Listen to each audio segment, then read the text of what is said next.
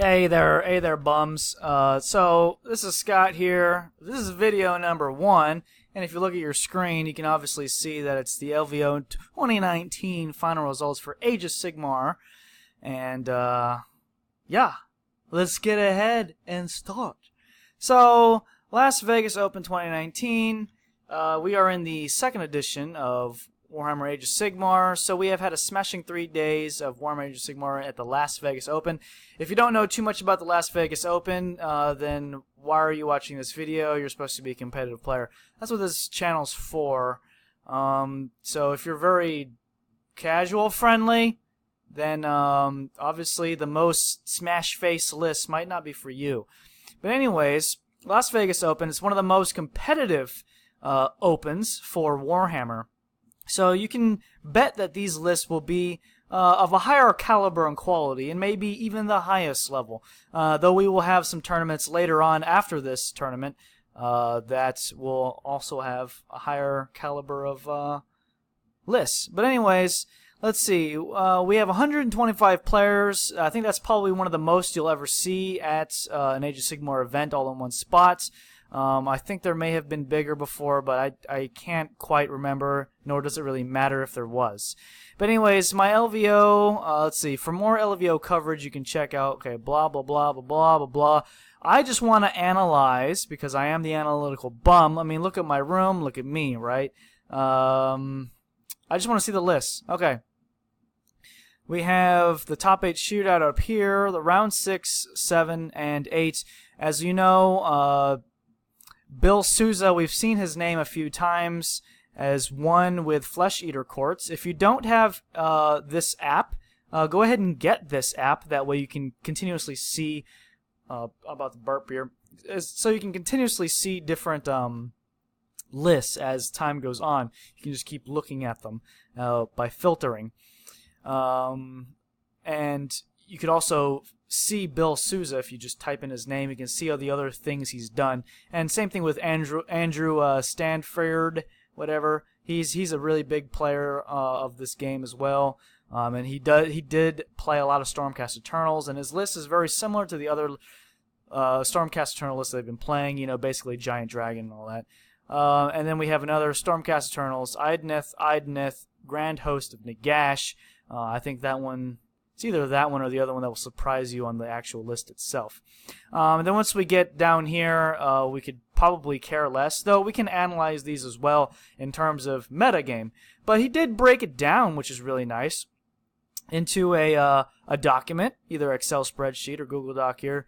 And he did break it all the way down, and he also broke down some other stats. I think it's up here, like how many actual hard list breakdown with the winning list. So if we click on this right here, which is great, it makes a new tab for me, it will show you how many people played Stormcast Eternals. They're very good, but they of course did not win, and I think we can go over why they didn't win here really quick. These videos are 15 minutes long, so I'm going to just sort of do the overview, and then I'm going to continuously make videos analyzing each list. And then sort of juxtaposing them with other lists. So this is an overview sort of video. So we're not going to get too deep into every sort of list. But here it is, Bill Souza's Flesh Eater Courts. If you look at that, you need to have the app if you don't already have it. That way you can load all these in. Make sure that you buy the book if you don't have it in the app, because the app will automatically update the War Scrolls. If you buy the actual hardcover book, it's not going to update, so you're going to have to sit there and either do edits or have wrong information or try and memorize it. So you don't want to do any of those things except for just have the correct version all the time. So just get the app. The app's not the best thing in the world, but it's better than Battlescribe, at least, in my opinion. Bill Souza, Flesh Eater Courts, Allegiance Flesh Eater Courts. Now this is before the book, so when I do my my analysis of Flesh Eater Courts, I'm going to also put in my 2 cents on what the new list would look like, and it's not going to look too much different in my opinion. It's just because, look at this. Chromatic Cogs, outstanding spell. It's so good. Everything gets 2 inches of movement, and an extra 2 inches of run. And 2 inches of whatever. 2 extra charge. That's what it's called. Duh. I'm such a bum. 2 extra inches of charge. Geminids of Olgish. Basically, you can't get it with both the dark and the light side, but you know they get hit by the dark sides. D3 mortal wounds, and then before you know it, you could also, if you're in that realm, it has a bonus on there, reducing attacks, reducing damage. You know, not below 1 and all that. So these Geminids are pretty good. And they just, you know, if your opponent's army's clumped together, they're going to get huge amounts of debuffs, all for 40 points. And the casting value is not that hard. And I'm going to go into those actual numbers in my video. Go fuck yourself. So, Ghoul Patrol, 2 units of 10 crypt goals, 20 crypt goals here. Obviously, the Ghoul Patrol, he's able to sort of bring them onto the side of the boards and sit on objectives. That's what they're going to do. Obviously, his killing power are in the Abhorrent Ghoul Kings themselves, and then the large things that they will spawn. So, this one, let's see, who has that artifact? I think it's, or the command trait. So, this thing here, right here, that my mouse is going over, it allows him to summon 2 units with only costing 1 command point, and that's really good. That's really, really good. He's going to get 2 units of knights, which you're either going to get Crypt Hunter Courtiers, well, not Courtiers, you know, those big, giant, massive things that run around on the ground and they club you to death. I highly doubt he's getting those. He's probably getting the ones with the wings, and that way those things have a shooting attack that can do mortal wounds, and on a roll of a 6 to hit, it does more mortal wounds. 3s and 3s, -1 for 1 damage. So I think that's what he's probably using is those little flyers. And he makes 2 units of those, and then the Ghoul King on Zombie Dragon that costs 40 points more gets the actual Courtier to heal those other 2, actual 3 total units. And he's either getting the Courtier that does that, or he's getting the Vargolf. In my opinion, I think I would probably summon the Vargolf. That's just me. But in our analysis, we will go over. And it would be great if I could talk to him to see what models he bring. So to see if he even had the option to bring either or. But anyways, that's the winning list. And the next list is the INF Deepkin. Though it didn't show that list that he put as getting second. It showed Stormcast Eternals getting second. So it's not necessarily the second place list here.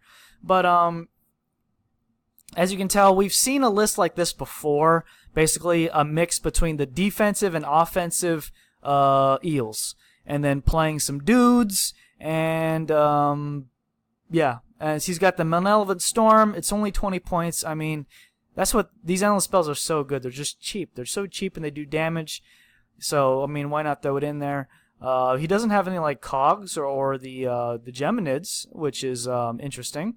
But, I mean, you can't have too many points in endless spells. They start to become a little less effective the more you have. But it's got the Spell Weaver that can do an auto unbind. That's pretty good. Draco Hamadreth, because these clump of eels aren't necessarily too good against a large blob or multiple large blobs, while Draca is pretty good against weak blobs. And she's also a wizard. Just that's insane. She's also a wizard, so she kills big blobs and she's a wizard. So, you know, it gives you another opportunity also unbind or whatever you want to do. We have or destroy somebody else's endless spell. That's another big one. Let's see. We have Voltranos, the High King of the Deep. Yeah, you can see that. Ishran Soulscryer. I mean, we've seen a list like this before, so you should be pretty well versed. But I will go over that in other analytical videos. Excuse me. Just ate dinner right before making the video. I'm such a bum. Wait, I'm a bum. How did I even eat dinner? Anyways, Alan Badram gives a fuck. Grand Host of Nagash, but as you can tell, he's not actually playing Nagash. So as I mentioned earlier, I think he would have been surprised.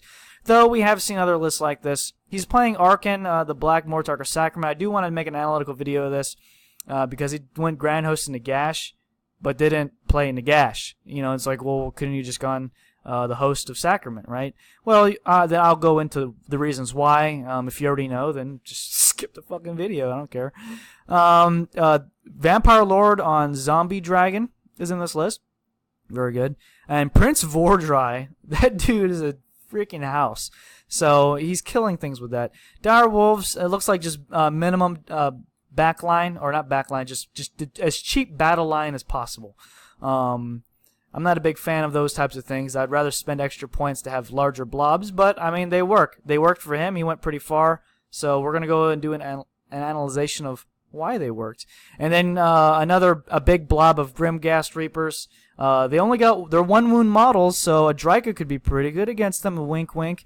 But they do a lot of damage, and it's sort of crazy to see their power level in reference to a similar unit's power level in that same faction. So it's kind of funny how strong they are. Yeah.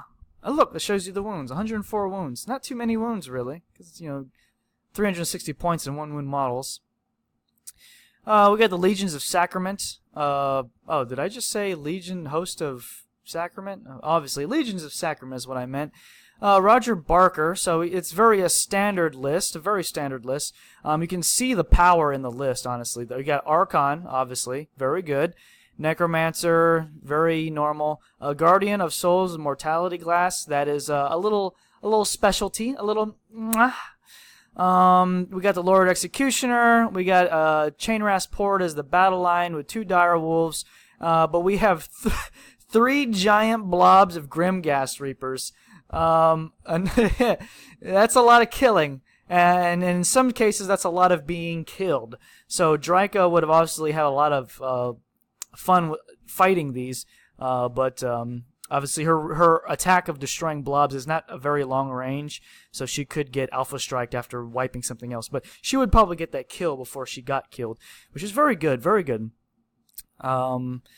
But three units. I'm surprised he had 90 models of Grimghast Reapers. Praise to this guy. I mean, he spent the money. Good for him. You can tell this is a very competitive list. He honestly believed that he was going to win with this list, and it wasn't until he actually finally lost a game that he knew he wasn't going to. So you knew that this is a very competitive list, or was at least meant to be. We have another Stormcast Eternal list. This is not the guy I was talking about earlier, but it's just tons of stuff. 20 Sequiturs, pretty standard, and we're playing some Evocators in here. We have the other Idoneth Deepkin list. This one is playing a lot fewer eels. It's still playing a lot of eels though. And then we're just sort of putting in some other stuff in here as well. We've got Canary Heartrenders. I don't really know why that's in there, but it is. We will go, maybe we can do an analyzation of why that's in there. It could have just been because it's a fast, cheap unit. It really is fast, so maybe that's why he put that in there. Here we go, Andrew Stanfield, and there you go. You've got the Star Drake. Staunch Defender, of course, those +1 saves. So these are just some heavily armored sort of units. They're hard to kill through conventional attacks, just those high saves. We got minimal Judicators, minimal Liberators, and then we got our giant unit of Secretors again. And then we got the Everblaze Comet, still very good. The Geminids of Ulgish, obviously, the Geminids are just so good. I think they win games on their own in some cases. It's just they're that good. And in our further analyzation, we'll go over things like that. And then there's some more, and there's some pictures. So this video is a little under 15 minutes, but we'll extend it a little bit. So again, this is about an analyzation of these lists of Age of Sigmar.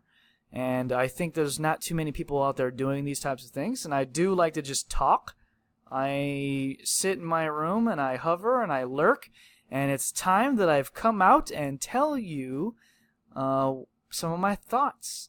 And these are my thoughts, not yours, but I decided to share them with you. So this is a little competitive analyzation, a little sort of intro video so that if you watch this one before watching the other ones, you sort of know more of where I'm coming from and what order I'd like to take things in. But the next video will be about the Flesh Eater Courts, because that is a juicy list. It's a lot of yumminess. So I want to thank you for watching, you bums.